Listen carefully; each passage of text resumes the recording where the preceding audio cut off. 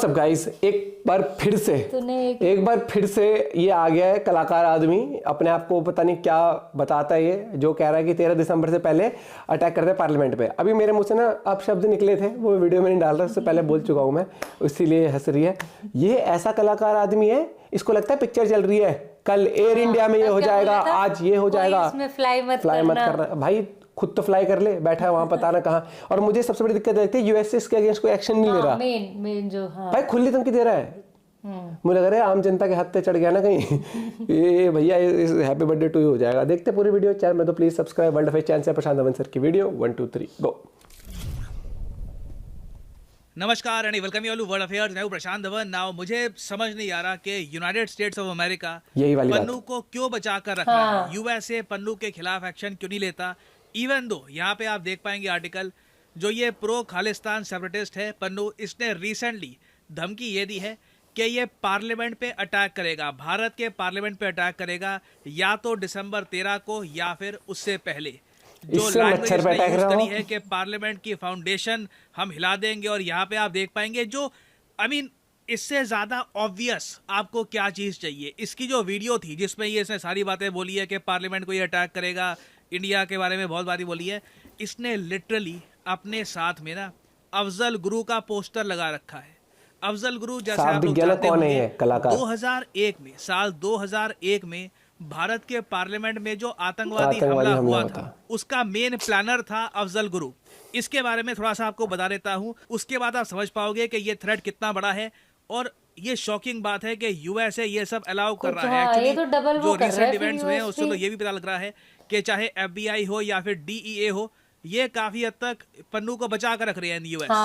Okay, सो साल 2001 ये बहुत ही ज्यादा इंपॉर्टेंट है। साल 2001 में क्या होता है कि भारत के पार्लियामेंट में एक डेडलॉक चल रहा था, मतलब नेता आपस में लड़ रहे थे, तुम ये गलत हो, ये पॉलिसी ठीक है, जैसे नेता आपस में डिबेट करते हैं पार्लियामेंट में। इसी दौरान न्यूज आती है कि पार्लियामेंट में गोलियां चल रही है, आतंकवादी आ चुके हैं पार्लियामेंट के अंदर। वो लोग लिटरली पार्लियामेंट बिल्डिंग के अंदर जाने वाले थे, मगर तभी बहुत ज्यादा ब्रेव सिक्योरिटी गार्ड्स थे जिन्होंने भारत की डेमोक्रेसी को बचाया, भारत के पार्लियामेंट में जो लोगों के रिप्रेजेंटेटिव्स थे उनको बचा लिया।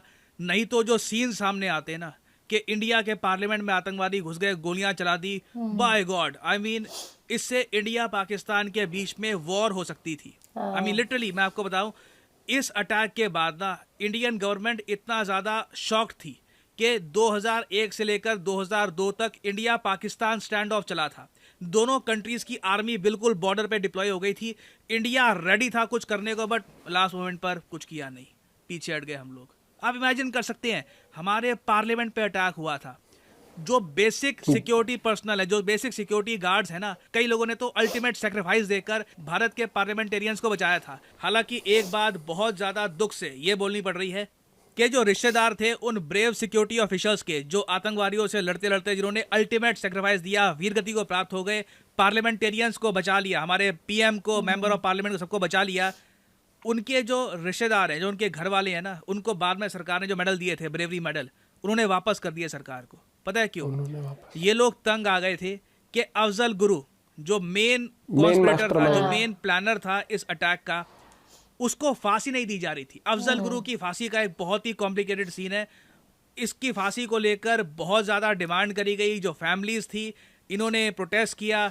आप देख सकते हैं 2006 की ये बात है, वो अलग ही टाइम था। और फिर बाद में 2013 में जब अफजल गुरु को फांसी हुई, तब जो मार्टर्स की फैमिली थी उन्होंने मेडल्स वापस लिए। आप इमेजिन कर सकते हैं, इन लोगों ने अल्टीमेट सैक्रिफाइस दिया और 6-7 साल तक इनकी फैमिलीज इसी बात को लेकर स्ट्रगल करती रही कि जिस आदमी ने ये सब कुछ प्लॉट किया ना, उसको सजा दो। तो उसी अफजल गुरु की फोटो यहाँ पे इसने लगा रखी है, और यहाँ पे कह रहा है कश्मीर टू खालिस्तान 13 दिसंबर को कुछ बड़ा करेंगे, कह रहे हैं कि पार्लियामेंट को हिला देंगे वगैरह। और तो इसने लिटरली पन्नू ने यूएसए में खड़े होकर, मोस्ट प्रोबेबली ये यूएसए में ही होगा आज के समय, यूएसए में खड़े होकर इसने ये लाइन बोली है। इसने ये कहा है कि मेरा रिस्पांस होगा कि 13 दिसंबर को will be in contrast to 2001 Afzal Guru's resistance against extrajudicial killings of Kashmir, but is going to still shake the very foundation of Indian parliament. इसने ये सब बातें कही है। और कई इंटेलिजेंस सोर्सेज तो ये भी कह रहे हैं कि पन्नू ना सिर्फ थ्रेटन कर रहा है, ये हो सकता है कि रिक्रूट भी करे लोगों को ताकि ये लोग पार्लियामेंट को अटैक करें। तो बिल्कुल देखिए, ये काफ़ी कंसर्निंग बात है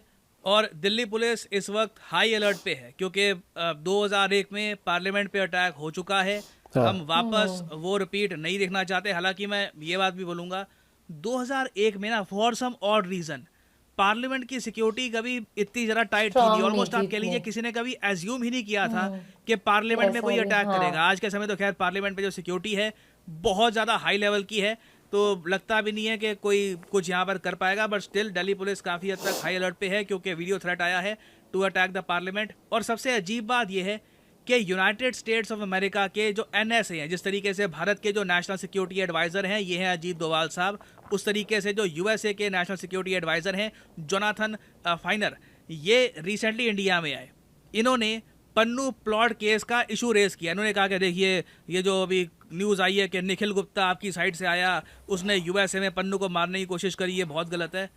इट्स स्ट्रेंज कि US इस इशू को इतना ज़्यादा रेस कर रहा है, स्पेशली जब पन्नू ओपनली इंडिया को धमकी दे रहा है, इंडिया के पार्लियामेंटेरियंस को धमकी दे रहा है। इससे पहले आपको याद होगा इंडियन डिप्लोमेट जो है कनाडा में, उनको मारने की भी ये बात कर रहा था। तो इट्स वेरी शॉकिंग और सैड कि US आज के समय ये पॉलिसीज यूज कर रहा है। ऑब्वियसली देखिए मैं अभी भी मानता हूँ इंडिया US के ग्रैंड रिलेशंस पर इसका कुछ इम्पैक्ट नहीं होगा क्योंकि इंडिया US रिलेशंस बहुत इंपॉर्टेंट है।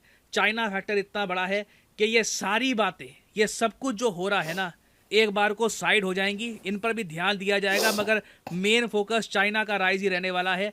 मुझे लगता नहीं है कि इस सब के बावजूद भी इंडिया US रिलेशंस में ज़्यादा कुछ आप प्रॉब्लम देखोगे, इश्यूज देखोगे। बट मैं ये कहूँगा कि इंडियंस के मन में जो थोड़ी बहुत US के लिए एक गुडविल बन रही थी ना, नहीं है, उसको बहुत ज़्यादा डिस्ट्रॉय करेगा। जो एक शक है US के बारे में कि अल्टीमेटली US फ्रेंड्स नहीं चाहता, US गुलाम चाहता है। US कभी ये नहीं चाहेगा कि उनको इक्वल फ्रेंड्स मिले, फ्रेंडली कंट्रीज मिले।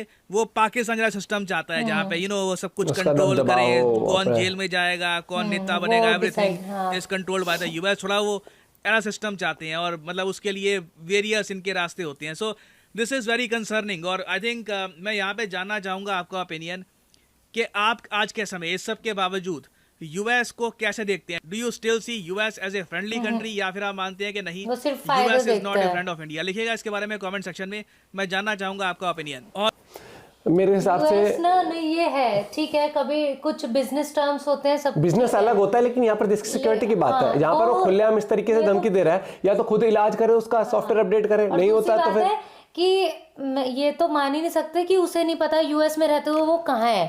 सबको पता होता है, हर एक चीज पता है यार। IP एड्रेस ट्रैक हो जाते हैं, 2 सेकंड लगते हैं हर एक चीज। अरे यार ओसामा ढूंढ डाला इन लोगों ने। ये तो कभी नहीं, वो तो देश में नहीं था, ये तो इन्हीं के देश में बैठ के ये सब चीजें कर रहा है। तो कहीं ना कहीं ये चीज है, US कभी किसी का दोस्त नहीं हो सकता।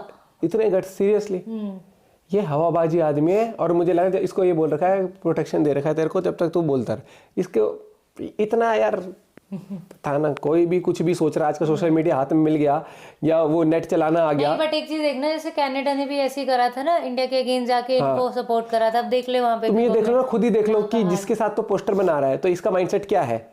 ये इंडियन जब इंडिया के पार्लियामेंट में अटैक करना चाहता है, ये इंडिया का तो है ही नहीं सगा कहीं से भी, और ये मिला भी पाकिस्तान से है। पाकिस्तान, अब देख लो फंडिंग पाकिस्तान से जाती है, फंड पूरा।